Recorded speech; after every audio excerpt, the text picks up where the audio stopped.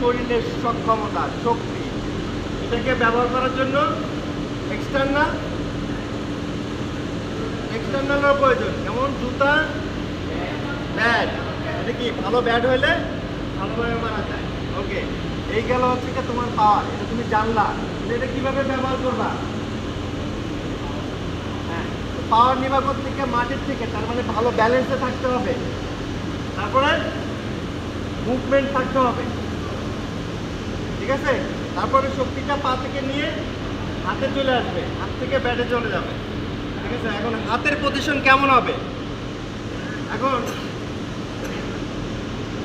ধরো ও এখানে আছে, আমি এখান থেকে শক্তি বেশি হবে না আমি এখান থেকে মারতেছি, শক্তি বেশি হবে, এটা শক্তি বেশি হবে, এটা পাওয়ার বেশি হবে। এখন আমার ব্যাটের সাথে যদি হাতটা এরকম থাকে দূরে থাকে, হাতটা দূরে থাকে, শক্তি বেশি দিতে পারবো না কম দিতে পারবো? এটা যদি কাছে থাকে শক্তি বেশি দিতে পারবো, ঠিক আছে? বক্সিং খেলা দেখছো? হাত কিরম করে এরকম করে বক্সিং দাও, এরকম করে বক্সিং দাও কাছে, তোমার এই শক্তিগুলি কাছে থেকে তুমি সাইডস রেখে তাহলে বেশি শক্তি দিতে পারবা।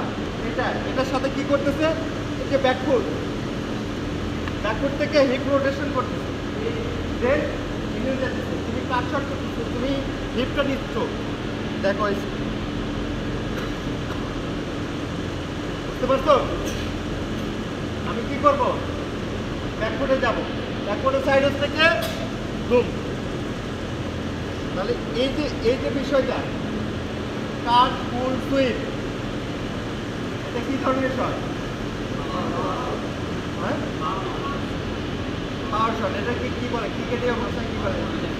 Horizontal shot. তার মানে হরিজন্টাল শটের সময় সবসময়, ভার্টিক্যাল শটের সময় ওটি থাকবে, সোজা হবে, খুলবে, সববারই খুলবে, সবসময় হাত খুলতেই হবে। তো তোমার ম্যাক্সিমাম হাত এরকম